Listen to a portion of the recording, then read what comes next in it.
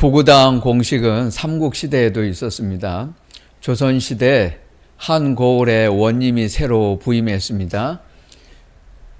하루는 두 사람이 찾아왔습니다. 한 사람은 고집이 있어 보이고 한 사람은 똑똑해 보였습니다. 둘 사이에 논쟁이 있었습니다. 원님에게 찾아와서 시비를 가려달라고 했습니다. 고집 센 사람은 3, 4, 11이라고 주장을 하고 똑똑한 사람은 3, 4, 10이라고 말했습니다. 답답해서 똑똑한 사람이 관아에 가자고 한 것입니다. 원님은 먼저 고집 센 사람에게 물었습니다. 내가 분명 3, 4, 11이라고 했느냐? 네, 사또. 당연한 셈법이지 않습니까? 그런데 이놈이 자꾸 3, 4, 12라고 우깁니다. 오히려 저를 가르치려고 해요. 대답이 끝나자마자 원님은 똑똑한 사람의 주장은 들어보지 않고 즉시 판결을 해버렸습니다. 3, 4, 11이라고 한 자는 풀어주고 3, 4, 12라고 한 자는 곤장 열대에 처한다. 고집 센 사람이 똑똑한 사람에게 빈정거리면서 관아를 나갔습니다. 똑똑한 사람은 혼자 남아서 곤장을 맡게 됐어요. 그가 하소연했습니다. 이게 말이 됩니까? 억울합니다. 포졸이 곤장을 내리치려고 할 때에 원님이 명령을 했습니다. 멈춰라. 자리에서 일어났습니다. 그리고 내려왔어요. 조용히 똑똑하다고 하는 그 남자에게 다가갔습니다. 이렇게 교훈을 했습니다. 3, 4, 11이라고 하는 놈보다 그런 놈하고 논쟁이나 하고 말다툼한 내가 더 어리석은 자다 하고 한심스러운 표정으로 쳐다보았습니다. 한 달 사이에 잦아들지 않고 지금 기독교인들이 시끌시끌하지 않습니까? 멋있게 조기 은퇴를 했는데 오히려 그게 문제가 되고 있잖아요. 65세에 은퇴를 했는데 후임자들이 계속 사임을 하니까 우리나라에 소문난 교회라고 하는데 의외로 이런 일이 있습니다. 그 발상이 오히려 교회 화목을 깨고 말았잖아요. 그러니까 여러분, 임계제를 한다, 신임 투표를 한다, 65세 나는 미리 은퇴하겠다, 그거 다 소용없어요. 말뿐 무슨 의미가 있습니까? 교회가 달라진 것은 아무것도 없어요. 제도를 바꾼다고, 사람만 바꾼다고 되는 문제가 아니에요. 65세 은퇴냐, 75세 은퇴냐는 중요하지 않아요. 목회자가 어떤 사람인가가 문제예요. 이중직을 허락해야 하느냐 말 것이냐가 중요하지 않아요. 소명이 문제예요. 소명 있는 사람은 이 세상에서 가장 고귀한 이 소명 때문에 다른 그 어떤 일에도 내 시간 빼앗길 수 없어요. 그런 사람은 죽어도 목회만 합니다. 허투루 짜투리 시간도 결코 남에게 빼앗길 수도 없고 내가 그런 시간을 내주지도 않아요. 오로지 이것만이요. 소명이 문제입니다. 현대 교회 음악이냐 고전 찬송가냐는 중요하지 않아요. 예배 자세가 문제예요. 기독교인의 생활 수준이 어느 정도라 하는가는 중요한 문제가 아니에요. 중요한 것은 정직이에요. 교회 직분자 호칭을 어떻게 부를 것이냐, 대우할 것이냐가 중요한 것이 아니고 인격이 문제란 말입니다. 우리는 생산적인 것은 하나도 없고 소모적인 것에 너무 많은 힘을 쏟고 애쓰고 있습니다. 내가 직업을 가지고 직장에서 일하는 것이 예수님의 십자가를 지는 고난이라고 생각하세요? 그런 사람들이 있습니다. 이게 십자가 고난이에요? 여러분, 우리가 매일 수고하고 일을 해요.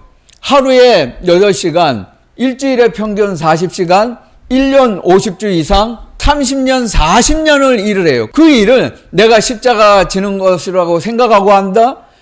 내가 가정의 안전을 위해서 생계를 책임지고 땀을 흘리고 수고하는 것이므로 이것은 십자가 지는 고난과 같다.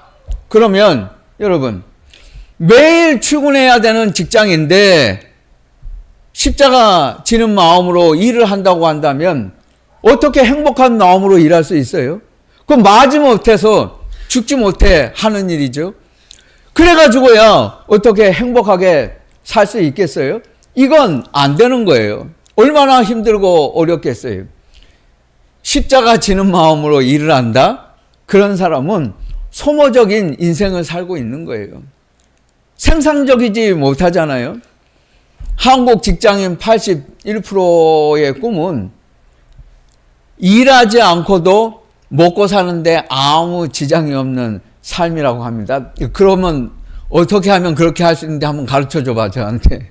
20대, 30대, 40대 62%가 이게 로망이라고 합니다. 50세 이전에 부자가 되고 은퇴하는 거. 한국 사람 10명 중 7명, 3사람 빼고 나머지는 자기가 현재 일하고 있는 직업에 대해서 만족스럽지 않다고 대답했습니다. 싫다고 해요. 나 이 직업, 이 직장 바꾸고 싶다고. 10명 중 3사람만 현재 내가 하는 일이 행복스럽다고 생각을 하고 70%, 7명은 지금 하는 일을 원하지 않는다고 생각을 합니다. 소모적이죠. 말은 많은데 실천은 없어요. 생각은 복잡한데 결론은 없어요. 대안은 많이 이야기하는데 해결되는 건 하나도 없어요. 말만 많고 사랑한다는 말은 하지 않아요.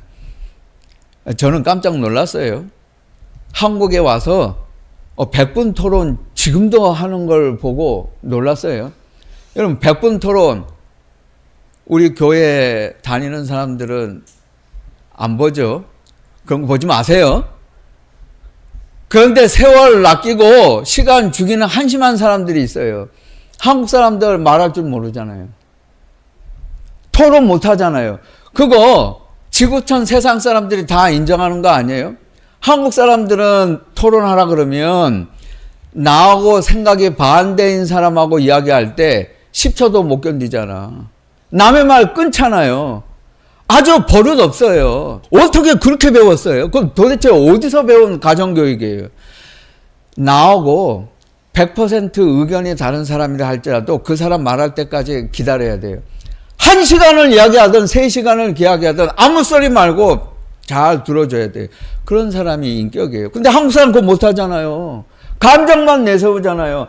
토론도 할 줄 못하는 사람이 무슨 100분 토론을 하고 있어요? 외국인들은 운동선수도 우리나라 전문 강사분들보다 말 더 잘해요. 횡설수설하지 않아요. 논리 정연하잖아요. 근데 한국 사람은 논리 있게 말하지 못하잖아요. 그러니까 그런 거 할 필요 없어요. 교회도 회의 많이 하고 회의 좋아하잖아요. 우리 교회는 회의 잘 안 해요. 해도 길적 없잖아요. 우리는 간단하게 하고 끝냅니다. 그런데 하는 일도 없으면서 교회들을 보면 원래 왜 재직해, 당해, 노예, 총회하다가 세월 다 가요. 회의하는 거 들어보면 예수님을 어떻게 하면 닮아볼 수 있을까? 이런 거 밤새 토론한 적 없어요. 어떻게 하면 돈 아낄까? 그 쓸데없는 거 토론하고 앉아 있어요. 아끼는 게 중요한 게 아니에요. 사람이 중요하고 생산적인가 소모적인가가 중요한 일이지. 돈 써도 그거 중요하지 않아요. 사람을 살리는 일이면 시간을 의미 있게 사용하는 일이 더 중요한 일이에요. 그런데 엉뚱한 것만 토론하고 있어요. 어떻게 하면 우리 교회를 생명력 있고 예수님 닮은 교회로 만들어 볼 수 있을까? 이거 죽자 살자 고민하는 게 저는 지금까지 한 번도 못 봤어요. 그것 때문에 금식하는 사람 못 봤어요. 어떻게 하면 취직할까, 승진할까, 집 살 수 있을까? 그거 가지고는 금식도 해. 별일을 다 해. 그런데 금식하면서 하나님, 내가 어떻게 하면 주님의 성품을 닮을 수는 없을까? 이거 고민하는 사람 못 봤어요. 생산적인 사람이 있고 소모적인 인생을 사는 사람들이 있습니다. 여러분, 내가 지금까지 살아오면서 어떤 쪽이었어요?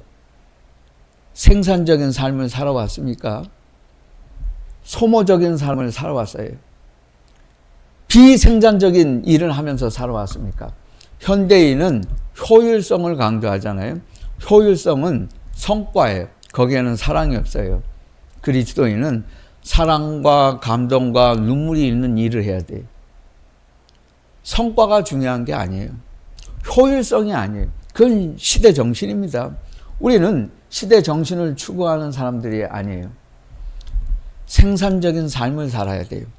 청중은 다른 사람이 예수님을 어떻게 잘 믿나 안 믿나 구경하고 돌아다니는 사람입니다. 제자는 내 삶을 생각해요. 내실을 다지고 실속이 있어야 되잖아요. 내 삶이 중요한 것이에요. 내가 어떻게 하나님 앞에 바로 서느냐. 그런데 남이 예수를 어떻게 믿나 안 믿나 그거 알아서 뭐하게. 그거 다 쓸데없는 거 구경하고 시간 낭비하고 돌아다니는 사람들이 있어요. 그건 청중이에요. 그건 구경꾼이고 관람객이에요. 우리는 제자입니다. 예수님의 사람으로 살아가는 사람들은 주님과 나와의 관계를 항상 점검하고 서 있어야 합니다. 그것이 우리에게 가장 중차대한 문제라는 것을 잊지 말아야 돼요. 예수님께서 가버나움 한 집에 계셨을 때 일이었습니다. 지붕으로 들어온 중풍병자에게 말씀하셨습니다. 내 죄사함을 받았다. 서기관들은 의문이었습니다. 예수가 죄를 용서할 수 있는가 없는가? 신성 모독이라고 비난했습니다.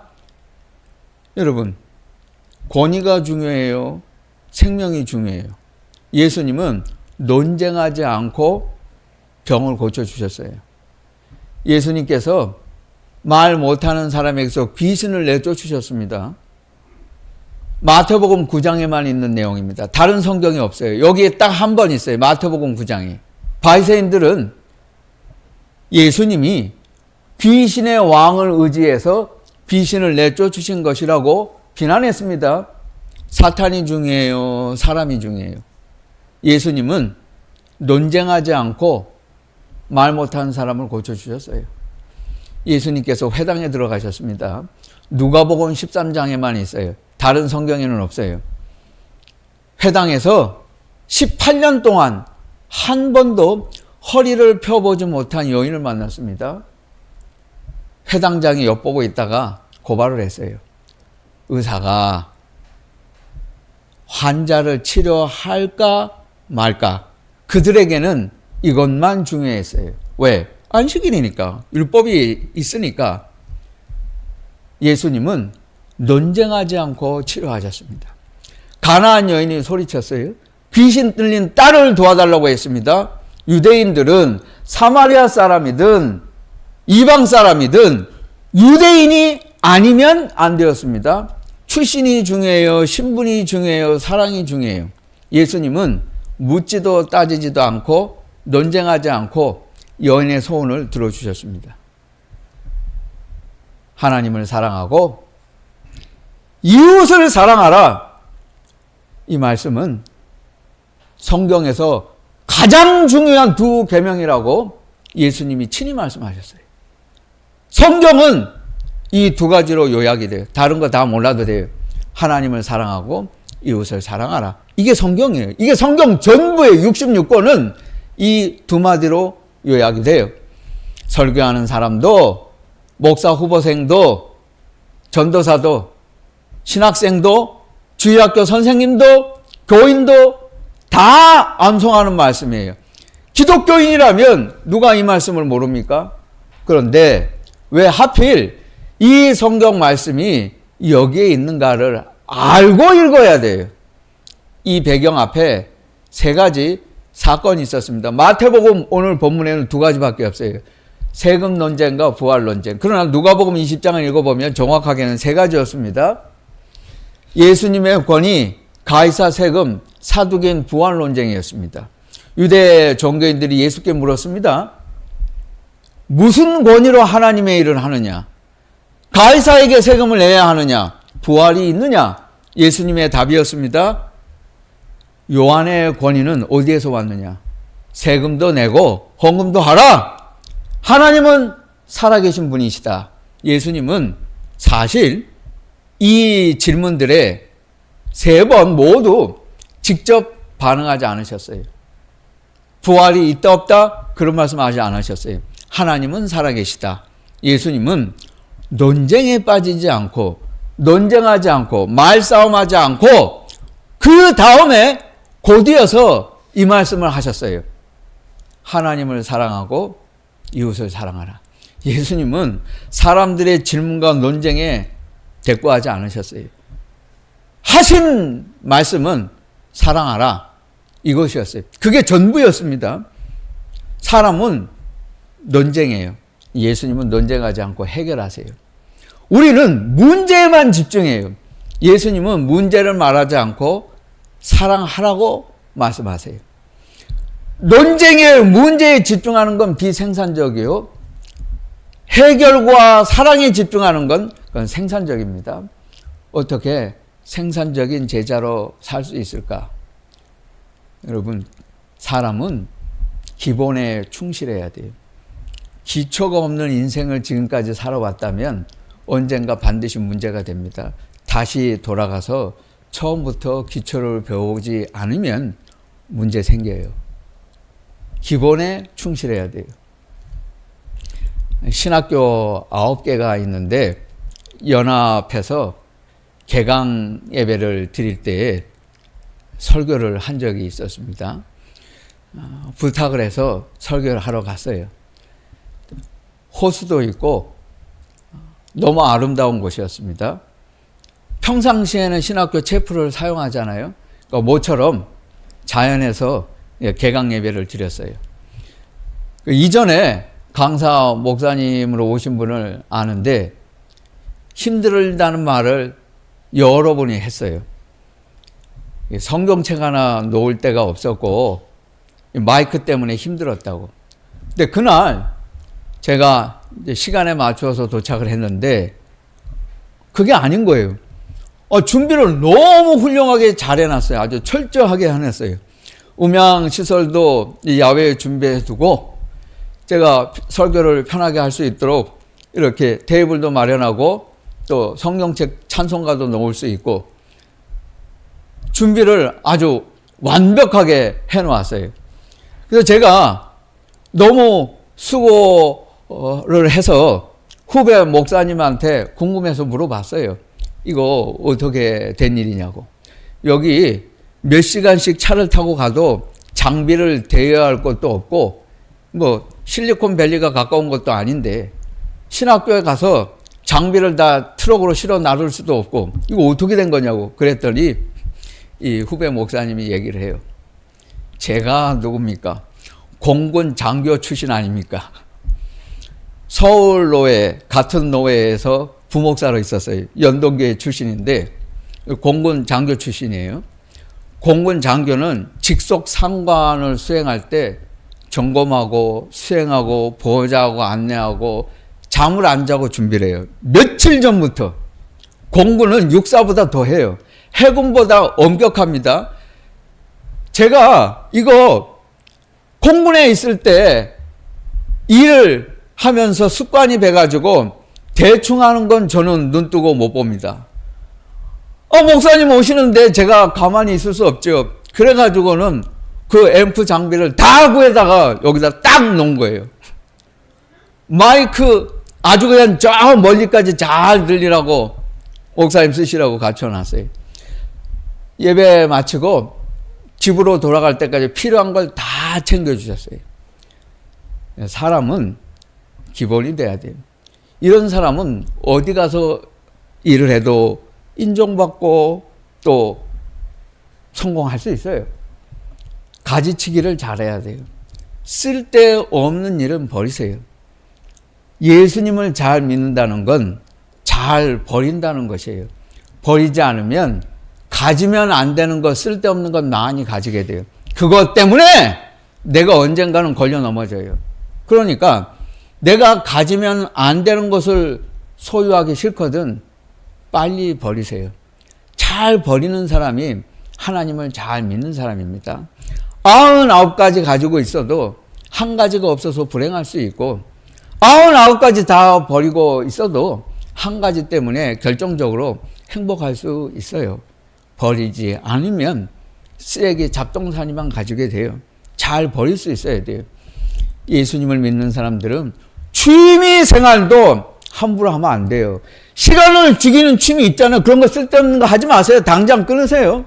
어디 지금 이 세상에 이렇게 복잡하고 소란한 세상에 멍 때리고 그냥 취미 생활하고 앉아 있어요. 취미 생활도 골라서 해야 돼요. 그리스도인답게 예수님을 믿는 사람답게 생산적인 것, 사람 살리는 일, 영혼 구하는 일, 그런 일에 어떻게 하면 내가 관심을 가질까? 그것을 항상 고민하고 살아야 해야 돼요. 논쟁하지 말고 사랑을 하라는 것이, 예수님께서는 논쟁하지 않았어요. 사랑하라 이 말씀만 하셨습니다. I love you 하면 한국 사람들은 I는 크게 말해. 근데 You는 작게 말해. 그게 문제라니까. 말뿐 실천에는 인색합니다. 사랑으로 하라는 거예요. 작은 사람은 가장 좋은 차를 생각해요. 가장 맛있는 거 생각해요. 보통 사람은 어떤 차가 좋은가를 생각하고 어떤 걸 먹으면 좋을까를 생각합니다. 사랑하는 사람은 누구와 함께 먹으면 좋을까, 누구와 함께 타면 좋을까를 생각합니다. 이 사람이 가장 큰 사람이에요. 이 일을 하면 인생의 3분의 1을 갈 수가 있습니다. 희망하는 사람은 인생의 3분의 1을 갈 수가 있어요. 그러나 사랑하는 사람은 끝까지 가요. 사랑하는 사람이 강한 자고 사랑하는 사람이 끝까지 남는 거예요. 남는 자가 승자가 되는 거예요. 여러분, 논쟁하지 마세요. 말싸움 끼어들지 마세요. 문제에 집중하지 마세요. 사랑하는 일에 관심을 가지세요.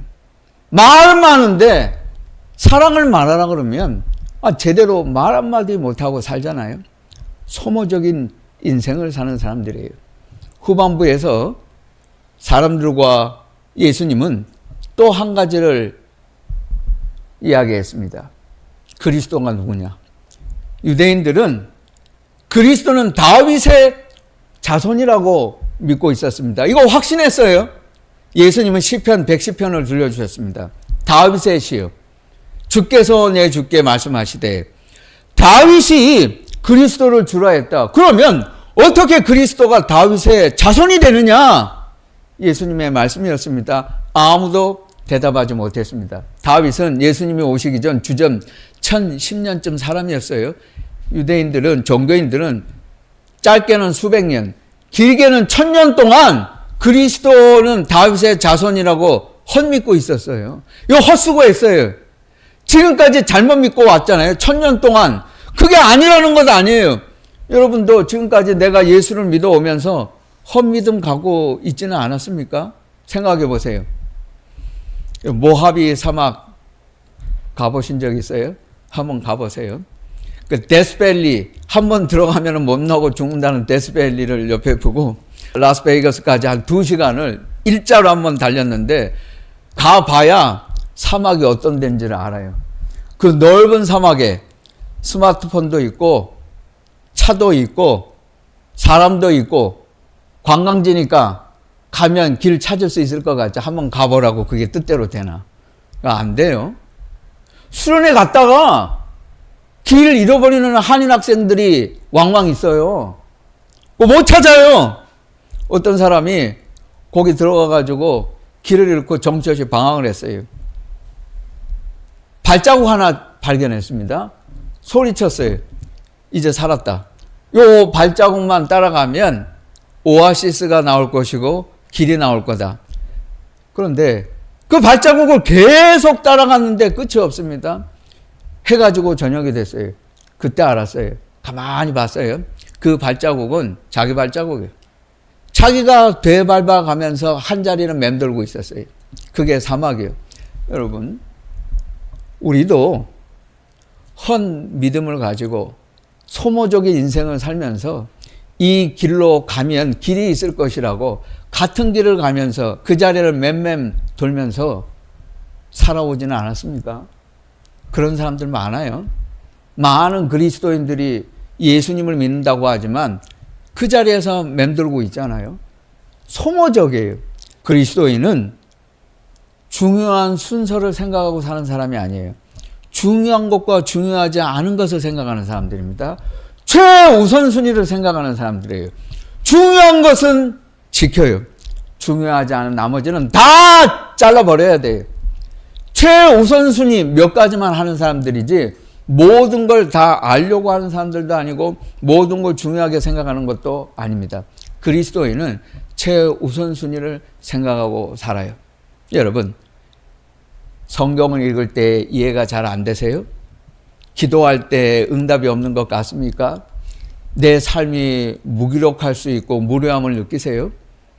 내가 기도하지만 일이 뜻대로 잘 안 됩니까? 고민이 있어요? 답답해요? 속이 시원스럽지 못해요? 그럴 때 유명한 성경학 교과서에 이런 말이 있어요. 그렇게 고민이 되거든 사는 것이 힘들고 어렵다고 느낄 때, 불행이라고 느낄 때 고민하지 말고 생각하지 말고 문을 박차고 나가서 아무에게나 예수 믿으라고 한번 소리쳐봐라. 전도해보면 내 영혼 머리가 맑아지고 가슴이 시원해지고 하나님의 뜻을 그때 알게 된다. 사랑하라는 것 아니에요. 생산적인 일을 하면 사람은 에너지를 얻어요. 활력을 얻고 내 인생의 목적을 알게 돼요. 왜 어렵고 지치고 답답한가? 계속 소모적이잖아요. 지금도 여전히 이제 계기가 있어야 돼요. 그 사슬을 끊어야 돼요. 버넌 그라운즈라고 하는 분이 쓴 생산적 그리스도인의 이런 말이 있습니다. 당신이 기본적인 것들에서 멀리 떨어져 있을 때는 언제나 패배를 향하여 당신은 이미 너무 오래 간 것이다. 우리에게 중요한 것은 사랑이냐 아니냐, 생명이냐 아니냐, 그것이 중요해요. 여러분, 내게 주어진 이 소중한 생명, 나의 삶, 그리고 주님을 따라가는 이 여정에서 생각도, 말도, 습관도, 태도도, 자세도 생산적이라야 합니다.